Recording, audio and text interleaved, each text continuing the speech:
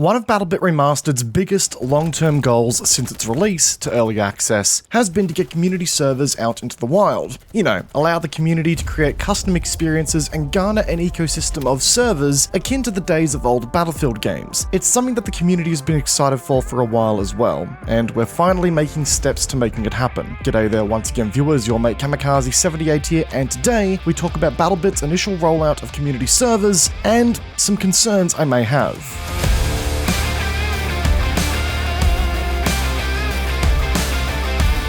So folks, community servers. There's a lot to unpack here. We've been getting tidbits of information here and there, and there's no denying that developers have been putting a lot of work into the functionality. There's a good chance that it's going to breed and cultivate a lot of dedicated, tight-knit communities around these servers that will then forge the game into something that they want to see from the BattleBit ecosystem, if you will, and then will likely continue to play in that way for years to come. Again, if you think back to those Battlefield 3 and 4 days in particular, you still have community servers there that have, well and truly outpaced the official support for the game and continue to cultivate communities to this day. However, I'd be lying if I said that I didn't have concerns around community servers for BattleBit, and more broadly, just how wide a net BattleBit seems to be trying to cast to capture new players, which is something that I want to go into in this video as well. However, one thing I'm not concerned about is safely, freely, and securely browsing online thanks to today's sponsor, Surfshark VPN. Surfshark VPN have been incredibly generous and partnered up with the channel to offer all of you 3 months free when you use code Kamikaze78 at checkout through the link at the top of the description down below.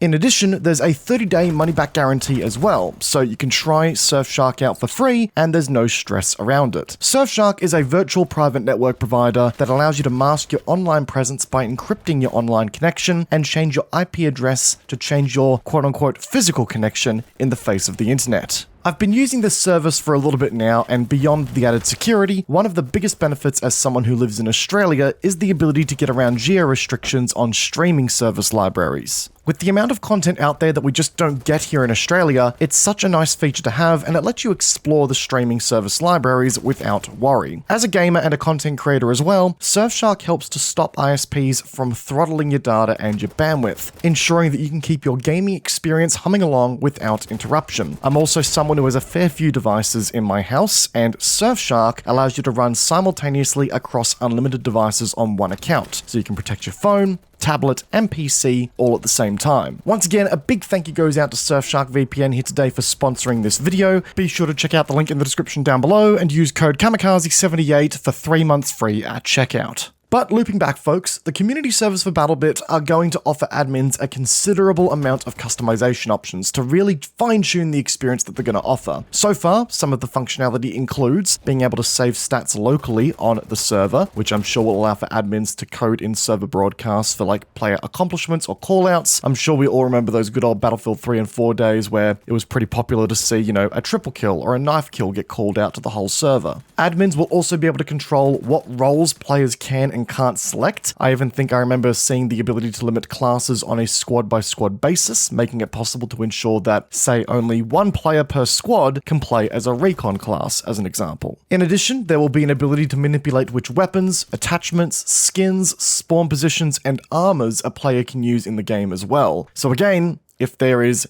any particular weapon that you don't want to see in the game, you could ditch it from your server entirely. Same with armors as well. So I'm imagining that we're going to see a whole lot of no snipers, no vectors, no P90s, and no exo armor servers in a heartbeat. Going even further, there's a ton of stuff that you can customize on a player-by-player level as well. This includes, but is not limited to, mobility stuff, such as running speed multipliers, fall damage multipliers, jump height multipliers, whether or not a player can air strafe, whether or not stamina mechanics are enabled on a certain player, combat stuff such as damage given and damage received multipliers, reload speed multipliers, what the give up on a down state time is, what your respawn time is, what the minimum HP is required to start taking bleeding damage, how much HP you regain per bandage, whether you can bandage to heal at all, that sort of stuff, or even heads up display stuff like whether or not a player can see friendly markers, whether or not hit markers are enabled on the server, whether or not the kill feed is enabled. Apparently there's a kill feed in the game's code. mode, and whether or not a player can use text or voice chat at all. And of course, I think it goes without saying that server admins are going to be able to manage the game mode and map rotations on their servers too. At least I believe that'll be the case, which is going to be good, I think, actually, because it'll mean that there will be far more servers out there that'll support more of the game modes and more of the options for players to enjoy. In the OCE region in particular at the moment, the variety of game modes and experiences that are available in BattleBit has quickly dried up. You can never really find a 32v32 player server these days, which means that there's not really any smaller scale modes out there for those who prefer those styles of games. So community servers are going to be answering those cries as well, which will be great to see, in theory at least. However, as good as all this may sound, as I hinted earlier in the video, folks, I would be lying if I said I didn't have concerns about the community server element of BattleBit. In fact, I've got some pretty big ones. This has been on my mind for a while now. In fact, we've talked about it on my Twitch streams a couple of times, especially as I've begun to work out just how much customizability is coming to the community server environment and the amount of flexibility server owners will have. That concern being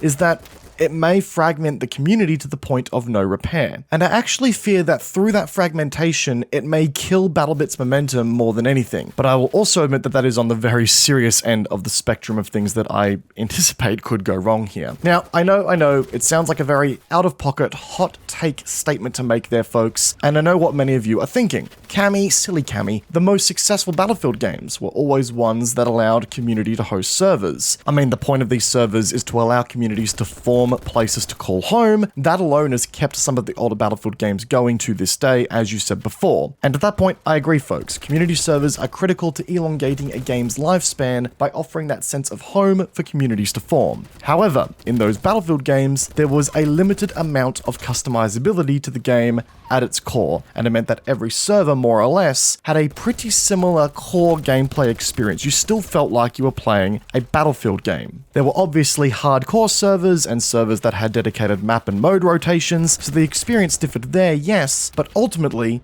it was still the same core game. It was still Battlefield's, 2, 3, 4, 1, whatever the case may be, and you could almost switch between servers confidently and have a pretty good idea of what to expect between those servers. However, with the amount of customizability and freedom that server owners have with BattleBit, that's not always going to be the case. Will you be joining a server that has weird health values, weird movement restrictions? Maybe you can't bandage self-heal with this one, or is the in-game VoIP turned off completely for some reason? I feel like there's ultimately going to be a lot of very niche, diverse experiences filling up the server browser, and it's going to be a real challenge for the developers to clearly and concisely communicate what those changes are to the gameplay experience to the community browsing the servers. The last thing you want is for players who are potentially new to the game to stumble into an extremely niche mode that doesn't actually reflect what BattleBit has been very publicly advertised as being, and then getting that slap to the face and being like, oh,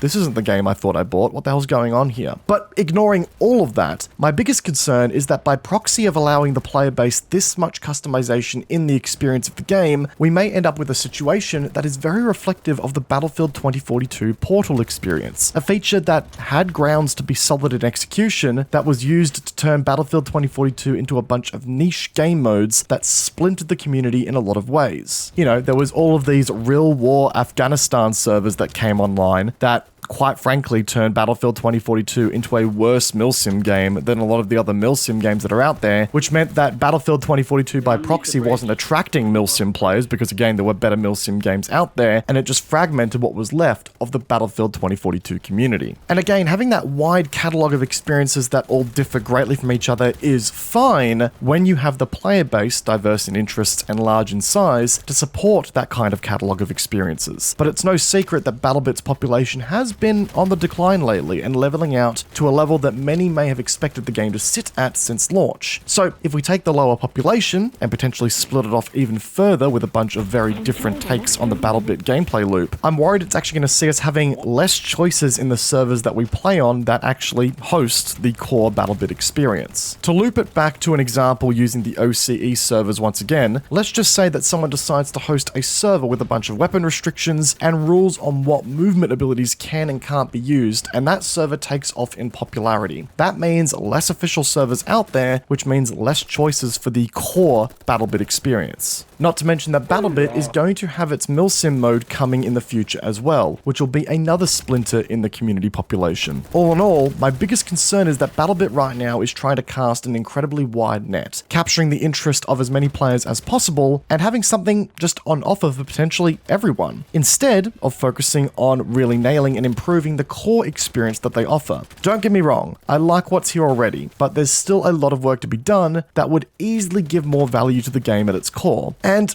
by opting to build the game to attract as wide an audience as possible, instead of working on the foundation in which your game is built from first and ensuring that it's stable enough to welcome that many experiences effectively, yeah, I don't know if this has been the right step for BattleBit's future. And I could be entirely wrong about this one, guys. This is a personal concern that I have that is in no way, shape, or form an objective reason the game is going to throw itself into the fire. And as someone who enjoys the core BattleBit experience, maybe I'm a bit biased in the sense that I'm worried that, the core experience that I know and love is going to start dwindling as a result of the community servers going live. So maybe I'm the one getting ahead of myself here, and I'd love to welcome the conversation in the comment section down below. It's just something that I thought I would air in a YouTube video publicly. But folks, that is going to do it for today's video. Once again, a big shout out goes out to Surfshark VPN for sponsoring today's video. Be sure to check out the first link in the description down below and use code Kamikaze78 if you'd like to get 3 months free with Surfshark today. If you guys enjoyed the video, backhand the like button as it does go a long way to supporting the video. And if you're new to the channel, consider subscribing as well to stay up to date with all future videos that we release here. We've got a lot more content coming out, and we're once again going to start delving into some more games, including a couple of videos maybe on Starfield, but we'll see how we go.